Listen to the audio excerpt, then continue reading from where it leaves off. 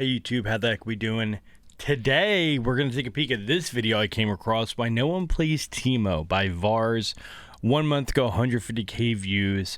I don't agree with it, but let's see what he has to say. Back to another Why No One Plays episode. We're gonna do another remake. I mean, his voice is beautiful, I'll just say that. Oh, there was one 2 years ago. Okay, that makes sense. Didn't do too good a job on. Today's episode will be refeaturing Teemo, the iconic mascot of League of Legends. For the longest time ever, Teemo... You heard that right. Mascot of League of Legends. That is the damn truth. By the way, this editing is sick. What the heck? There's a shirt? There's a V-neck of Little Devil Teemo? No way. That can't be Riot made. I don't believe that. I want one of those. What? Pikachu from Pokemon, however, Teemo doesn't really have that big of a place in the competitive meta. Never had, and likely never will. Throughout the past 8 or so years, he's been consistently struggling to break above 3 to 4%, and while nowadays a 3 to 4% pick rate is actually not too bad given how many champions there are. His pick rate is not 3 to 4%. This was a month ago. Maybe across all elos, but in bronze his pick rate's 10%, iron even more than 10, silver about 10, gold maybe it starts dropping. I guess 3 to 4 over all elos. Do we use all elos as a metric? I don't know. It's like you can see the clear divide. Hey, in lower elo he's picked a lot. In a higher elo he's picked a lot if you count as one tricks. I don't know. 3 to 4%. I mean, that number feels small, but I swear he's picked a lot more.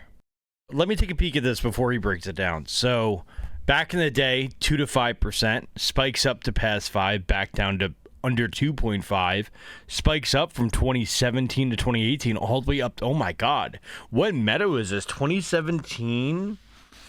So, this is how I do my years, by the way, like screw school. In 2014, it was season 4. In 2015, it was season 5. 2016, season 6. 2017, season 7. That's how I do my math, by the way. So 2017, it was season 7. He was at an all-time high. 2018, season 8, all-time high. I was all-time hard stuck. What the heck? And it looks like before 2022, he hit 12%. What the heck? Season 12?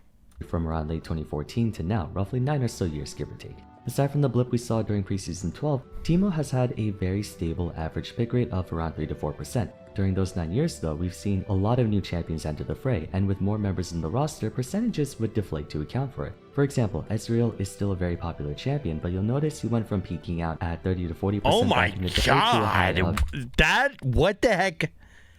Wow, Jesus. Okay, maybe Teemo isn't that popular, I get it. Wow. 25 or so, because there are so many more picks in bot lane which proportionalize things. This makes Teemo's popularity history all the more interesting. He should theoretically be in the 1 to 2% ballpark if we account for champion saturation, yet he has almost the same pick rate now as he did in this editing is so interesting. What is this Summoner's Rift map? It's like a custom skin. the past. The reason for this is the periodic buffs he got to mitigate the influence power creep had on him. The string of buffs dates all the way back to version 5.15. From then on, he received buffs in 5.16, 5.20, 6.1, 6.9, 7.9, 8.9, 9.18, 10.6, 11.7, 11.11, 11.17, 11.21, and then 12.14. Alright, listen, you don't got... Okay, maybe we gotta delete this video. Riot doesn't need to know that he's only been getting buffed and never nerfed. We don't need to know. He needs the buffs. He needs the buffs, right? He needs it. But hardly anyone considers Teemo to be a meta pick. If anything, he's still viewed as a... I think Teemo Top is pretty meta. Chat, what do you think? Drop a comment down below. I think Teemo Top is meta, no? I feel like he's earned his respect. He's earned his mainstay. He's a very ambiguous champion to say the least. The wiki designates him as a specialist, someone who doesn't really conform to any of the conventional classes like fighters, slayers, and tanks. He is very unique because he's not an ADC, he's not an assassin, he's not a bruiser or tank, he's not a mage. He is really unique. It's freaking hard. Since no one else has the same playstyle they do, not even each other. The specialist class actually used to be its own archetype at one point. They were called zone controllers or zoners prior to version 7.10. As the name implies, zoners exert pressure by threatening the enemy team either physically or psychologically through some key ability. Teemo's attack range is 500, on the lower side for ranged champions. Vayne and Kai'Sa can theoretically outspace him. Aside from that, Blinding Dart has a target range of 680, just a few units ahead of Caitlyn's auto attacks. As for Noxious Trap, the range goes from 6 to 900 based on rank, and fun fact, it used to only be plantable at his feet. Technically, Teemo's mushrooms have global range if you bounce one off another, but it doesn't always come into play. Bouncies! Even if his opponent doesn't have a dash, a lot of melee champions have mid-range attacks. Mordekaiser's Q is 625, Darius's pull is... This is the hardest thing about playing Teemo right here, is because for every melee champion outranges you with their abilities, right? Irelia's auto feels like they're the same range as Teemo. This is the single hardest part of playing Teemo, because melee champions have your range essentially. Is 535, Pantheon Q is 560, even Fiora's Q has a total range of 780 if we account for the 420 range on the poke attack combined with the max dash range. Kennen, Vladimir, or Gnar may not be that much safer from a Darius popping ghost running them down, but that extra bit more range places all the more onus on the Darius. I mean, yeah, Kennen can dash away, has a stun, right? Vlad has a damn pool, Gnar has the hoppy, all that matters. So whoever to commit even harder if they want to attack. Against Teemo, they can ironically poke him down as easily as he can do them. This is also why Teemo doesn't work in mid or bot lane. The pool of champions in either lane have equal or more range than he does, particularly mid. Almost every mage has a threat range of 800 plus, giving them no trouble outspacing Teemo. That'd be nice. That would be nice. Teemo throughout all stages of the game. The heck is this? Is this pro player or something? Epic Master? He steps on too many of them, not just from the damage, but the slow too. However, oh, this is an old clip. Look at that Pantheon ult. Jesus, what game were we playing? They come with their own problems. During the early game, look at that shroom damage, huh? It's hard to tag your lane opponent with shrooms unless they go out of their way. If you put them smack dab in lane, chances are they will either see you put them down or the enemy minions will trip over them. Nox's trap, true to its name, can only ever be used as a trap, not a weapon. They have very limited, if any... Bro, bring back this team. How much damage was that? Oh my god, it's like I'm playing like handicap mode. What season was this? That was insane damage. What? No sweeper lens either. Wow, Teemo used to be broken. Credit where credit is due, not a bad stall tool against your Trindamirs, Jaxes, Fioras, and whatnot. But during those 2 to 3 seconds, you better find some way to get the hell away from them, since Blinding Dart doesn't stop them from following you as you run away. That's the thing, when you hit a high elo, the players will just walk next to you. So, like, you blind them, they literally will just walk next to you for 2 seconds and then kill you. And also, Tenacities became crazy. That blind isn't 2 seconds, it's 1 second, right? And that's assuming the enemy champion is an auto attacker. Blinding Dart can't do anything against ability damage. This skin is so sick in this edit. Look at this Omega, it looks like a movie. Which you have to set down preemptively to secure your escape routes. I think when you're comparing Teemo in a 1v1 essence, I don't think he's going to look as good as these other champions, but I don't think he's bad. I don't know why Teemo's good. I can't tell you because he's not as good at laning as these other champions. He's just that guy. He just does a lot of damage. It is what it is. Anyway. But let's assume even with a subpar neutral and mediocre disadvantage, there can still be plenty of reasons to use him beyond the scope of being a complete dick-ass to your fellow top laners. If you're constantly... He just said dick-ass. On the offensive, poking down the enemy top laner, they'll be too discouraged to attack. Look at that damage! Look at that damage! Makes you want to freaking play League.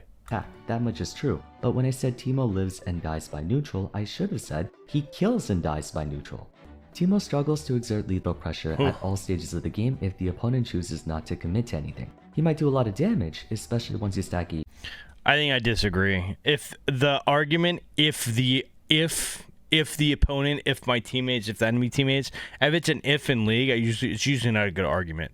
Because the catch of playing Teemos, they have no choice but to fight you or hit a shroom or team fight and you're sitting there blasting them. He can catch up to them with move quick, but he doesn't have any slows or hard crowd control that can be used proactively. The only conceivable... Dude, look how old this skin is. Look how he moves with this skin.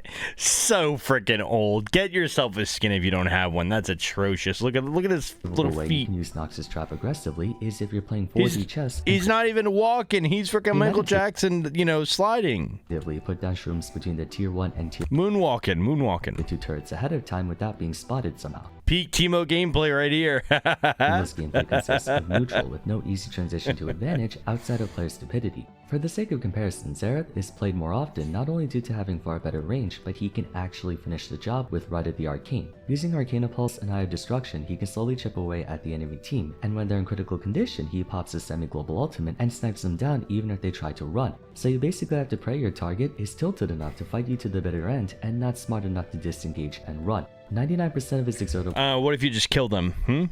Ever thought of that one, Vars? I'm sure by this point, there are at least 40 comments talking about Teemo's Wild Rift iteration, so all of you Wild Rift players begging me to talk about it, you're in luck.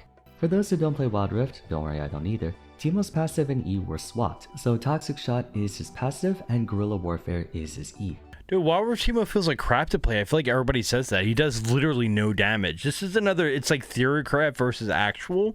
I don't think I've met one person that says Wild Rift Teemo is better than League Teemo.